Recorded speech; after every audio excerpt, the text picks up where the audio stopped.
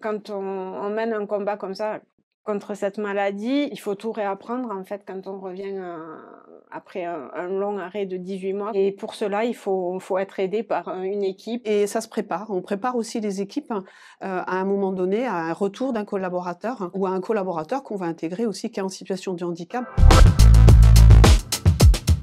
Moi, c'est Béatrice, donc je travaille chez IKEA depuis 23 ans dans le poste, toujours sur la relation client, précisément au back office. Moi, c'est Isabelle. Je suis sur le magasin de Toulouse depuis 30 ans. J'ai toujours travaillé dans le domaine des ressources humaines chez IKEA. Et aujourd'hui, donc, je suis manager People and Culture sur le magasin de Toulouse.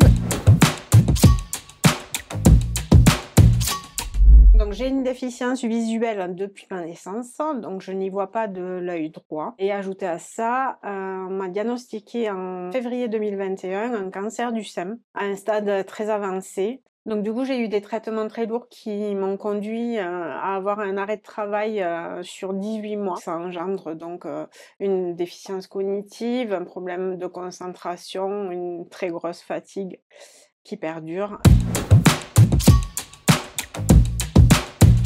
Avant ma maladie, je faisais essentiellement du back office. Là, on a décidé, en commun accord avec, Isabelle et mes managers qu'on couperait un petit peu le temps de travail, back office et comptoir. Parce que le back office, c'est quand même une source, importante Oui. de stress. C'est des dossiers quand même, lourds, qui réclament une technicité que j'ai, il y a pas de souci, mais, qui me fatigue en fait. Il y a aussi le fait que je ne puisse pas faire de polycompétences dans tout le département parce que j'ai perdu la mobilité de mon bras gauche, due à l'opération.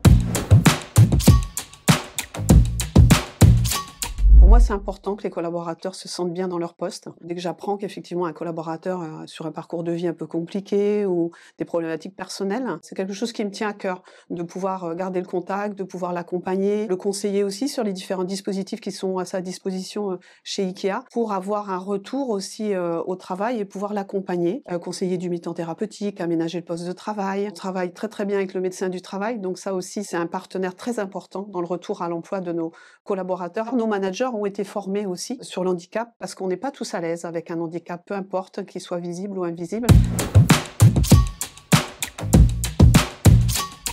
De par mon expérience, personnelle, j'ai mis tant d'années à vouloir faire ma RQTH par rapport à ma déficience visuelle, alors que j'aurais dû le faire, dès le départ. Après, IKEA propose, des aménagements de poste, tant sur le plan du poste de travail, ou, de l'accompagnement vers un autre métier. Effectivement, il peut y avoir des aménagements de poste. On a un dernier accord aujourd'hui dans lequel on peut aussi accompagner nos collaborateurs. Donc je trouve que c'est très important de venir prendre l'information, participer aux réunions de sensibilisation, de lire le dernier accord qu'on a distribué récemment avec Béatrice parce que chez IKEA, il y a des choses qui sont vraiment faites pour les travailleurs en situation de handicap et on peut aménager les postes.